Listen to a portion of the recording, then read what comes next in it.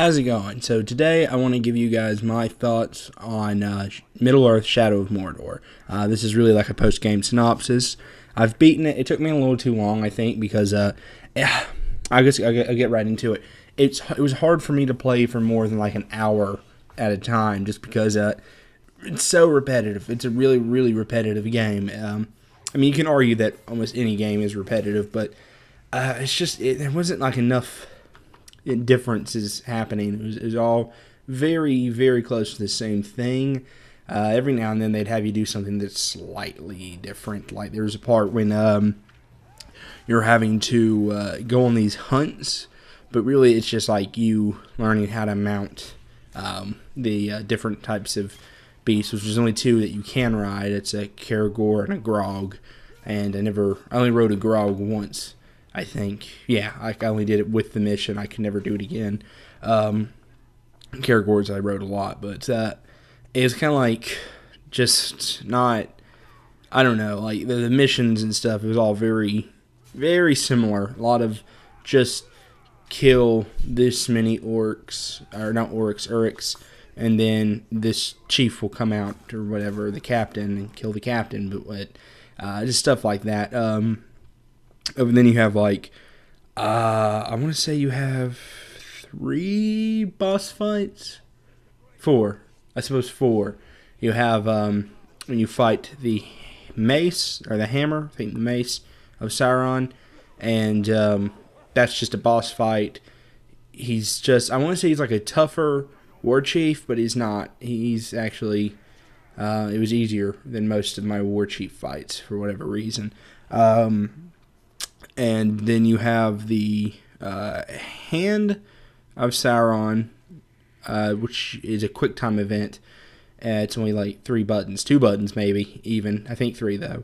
You also have a, when you fight the tower, which is just like this stealth sequence that's really stupid and really easy.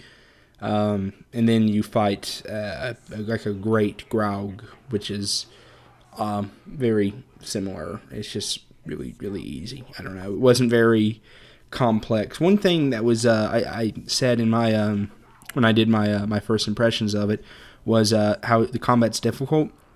It's true early on. I had been playing the game for 8 hours, and usually you'd think 8 hours is plenty of time to get to know a game like that, but like literally the next mission I did after I recorded that is when it got extremely easier. It's when I unlocked the second zone, and it just sort of like it got really easy. The more you unlock, yeah, it got easy. I mean, I don't know what else to say. I'm sorry, I just keep repeating that, but like it stopped being hard, and that really sucked, because that was what was really amazing. Is that like you could die easily, and like I still died a few times, but that's because I was going after a war chief who had like 4 bodyguards, and then another random captain came, and then there's like someone lights a signal fire, and so there's like 120 Uruks and just in a crowd, and I can't fight, so that's why I would die.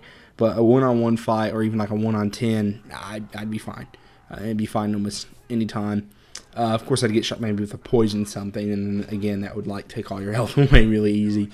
But other than that, like, just dying was very hard after you unlock, I don't know, so many perks, or your runes just get so, particularly better. And I know I said this in my first impressions. I would have liked if it was like more, I guess, in the unlock system, right?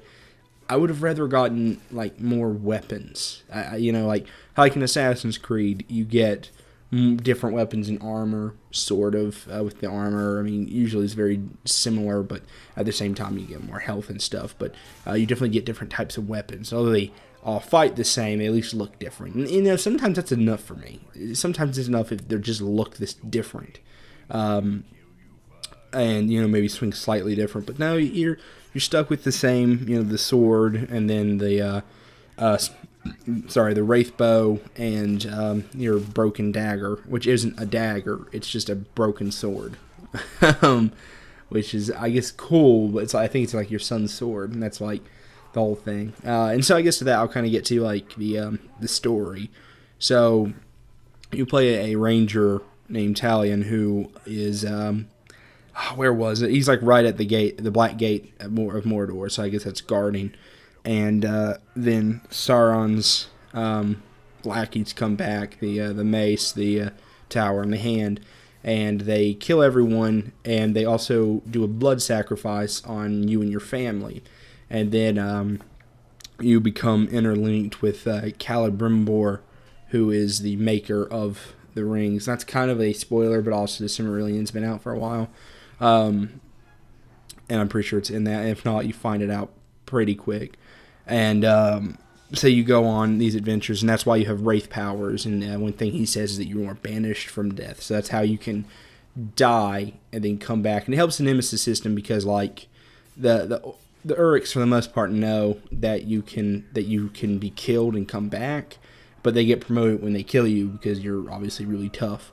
But yeah, it's just not. The story is not very good. It's also not very Lord of the Rings like. Like Lord of the Rings is kind of more of a what I'm trying to say, a more family friendly, not always family friendly, but the stories, it's just good versus evil. But this is like a revenge story, and it's a lot of gore. Well, a lot of decapitating. That happens in the Lord of the Rings, but it's also like not as much. It's not as intense, but that's fine. But this is, and I guess it was always kind of claimed to be, it's like a fan fiction. It's not really supposed to be anything more than that, but it's not very good a story. It's just not great. There's also a lot of borrowing from the books and the films especially, because there's a lot of lines that are the same. There's a part where like Celebrimbor says "Fly, you fool," which is it's not the exact same line, I don't think, but when the Balrog is attacking from the Fellowship, and Gandalf tells him to run, you fools, and then they run because they're fools. Except they're not, I guess, for running. And then there's also Gollum is in it for no real in particular reason. I think he's just in it because people like Gollum. But it wasn't like, I wasn't like, oh my god, Gollum, that's awesome, because it really didn't make a lot of sense for him to be there. I also am not sure when this takes place at all, because I mean, I assume, I don't know for a fact, but the mace and the hand, the tower, are made up because from the mace is just Sauron's mace. It's kind of supposed to be that. The tower is obviously the towers, and then the hand is, I have no idea. I don't know. All their armor looks like the buildings in Mordor, so I really don't. I don't really know. I assume that they were supposed to kind of be a personification for these different iconic things on the side of Sauron. But there's also a part where like Saruman is sort of in it, but he's not. Like, you don't see Saruman. It's really dumb. I will say the Nemesis system is really cool. I do like how the leveling of the Uruks and all that stuff work. It's just cool. I don't know. It just worked very well. And that was surprising to me, because I really wasn't expecting it to be good, or as good as it was. And it worked phenomenally. Phenomenal? It worked in a phenomenal way. To say that, it's easier. Really, an orc, or an Uruk, sorry, like, that killed you, the more, like, he'll then, like, he kills you once, and next time he sees you, he's like, I killed you before. He kills you again, he's like, I could kill you all day. And then if he kills you like 5 times, which I won't lie, happened to me a few times, he gets bored. He's just really like tired of seeing you because he's killing you so much. And then also like, I remember I had one where like, I think I talked about him, how he would, Pigger, I don't remember, something to look out. He was actually like a seemingly intelligent Uruk, and then like by the time I just kept killing him because he kept coming back, he was just like getting dumber and dumber and dumber and dumber and dumber. Like really, he just kept getting dumb. Which is, I don't know. I assume that that was meant to be a thing. I don't know if that was kind of like random, but really like he would talk just really weird. and not like very. He used to kind of talk somewhat sophisticated. I wouldn't say sophisticated entirely because they kind of all have that specific type of British accent that I don't really know where it's from, but it's usually meant to be seen as kind of trashing, not to be insulting those of you who have that accent or one similar. But anyways, it kind of like it was. I don't know. It was cool. It was really neat to have that happen. And then also you get the other thing where eventually you start being able to brand enemies where they can start fighting for you. That is really cool because you can really do it in a really cool tactical way. Like you can like say brand all of the like the archers or the snipers or whatever. I'm sorry, my chair is really squeaky. And like you could like then set them out. Like say you're in this big crowd you got around you, but like in the center where all the snipers have a nice vantage point, and then you can activate them and they'll just start firing down. That's really good. Although I find really the best people to use are captains and a war chief especially because they will fight and they'll kill. Like it's like a last little bit where you're fighting like with your war chiefs and then against like other war chiefs, and it's really cool because like I mean you'd think that like oh well, I had to pretty much kill all the war chiefs. No, I mean they'll do it. Like, they'll actually kill each other, and sometimes they'll even kill ones that are stronger than them, which is neat. I also had at some point very early on. I had one Uruk captain kill another just randomly. Like they just started fighting. I don't know why, but they did. It was really cool and helpful. But yeah, that was neat. I'm trying to think what else. The collectibles are well, the ones that are really cool that I got. I didn't 100% the game, but I did play a lot of it. I beat it. I mean, I beat the game and then also got some other stuff. But like picking up like the artifacts, like that unlocks a memory.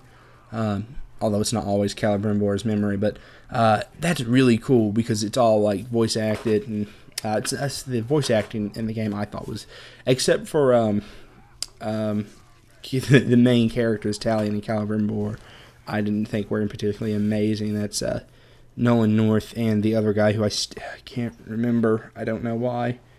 I'm sorry, other guy. I can't remember your name, but it was cool to have them both the same time, you kind of being the same character in a certain in a sense. I mean, but yeah, it was all really really good. Like just the extra like how much dialogue it is, and hearing like the Uruks talk to one another in a way. I mean, it becomes recycled, but at the same time, it's just like it was cool and bad because it would be like very rarely would someone respond, and sometimes like. I would have like this one Uruk who's just kind of like standing out in a field alone, trying to carry on a conversation, and he's just like just in this field. There's no one. There's not even slaves around him. Sometimes they'll have like an odd, like this weird conversations will happen. Like one slave will be talking like to another slave how like. I'll give this to the Uruks. They, they're, I don't know, they're strong or whatever. Gives them a weird compliment. It's just like, are you sucking up to your slave master? Does that, like, do they want that? It doesn't seem like they would. I don't know, but it's kind of cool how it's kind of lively. Like, slaves will escape and then Uruks will hunt them down. There'll be like a hunting party just randomly happening, and patrols. I don't know. It is cool. Occasionally there'll be like a grog attack. It does have a sense of life to it, which is good because, it's after that because kind of traveling. If you're not able to fast travel to a point, it's really dull.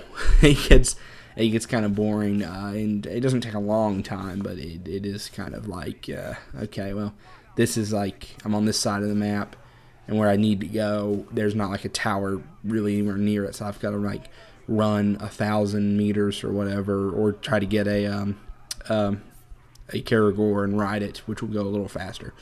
But other than that, I'm trying to thinking like if there'd be a sequel, and I'd like to say unfortunately there probably will be, which I don't think there needs to be one. I thought this was good. This is one of my favorite games I played on the Xbox One. I'll say that. So that it was surprising how good it was actually. But do I think it warrants a sequel? No, I don't think so. I mean, I think it did fine. I think it probably made pretty good money because it got really good reviews. I I'm seeing some 9s, which is weird. I saw about a high 8. I think it's a solid 8. So like, it'd be like I guess like an 8.5 by like solid. I wouldn't you wouldn't be able to get me to go like maybe it's a 7 or maybe it's a 9. I'm hard pressed on it. It's an 8 if it's anything. You know, it's good. It's a really good game. You know, I would recommend it if you like Lord of the Rings or if you like the Arkham series. But if you played the Arkham things and you didn't like them that much because of the combat specifically, then don't play it because you won't really like it. Although it's a little more brutal because the finishers aren't just like breaking a guy's elbow or knee or head or punching him in the face. It's like it's cutting their head off or gutting them. You know, other than that, I don't really have much more to say. I thought it was a pretty good game. I would recommend it, again, under those conditions. But, yeah, I don't want to see a sequel, and I won't play any DLC because I just don't think, I got my money's worth. I got my $60 worth.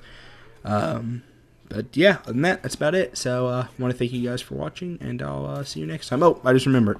If you have any ideas for any other my thoughts videos, go ahead and leave them in the comments if you want, and I will definitely consider them. I haven't been getting any of those ever, so just, you know, any feedback's good, and anything you might want to hear my opinion on. But anyways, I'll see you guys next time.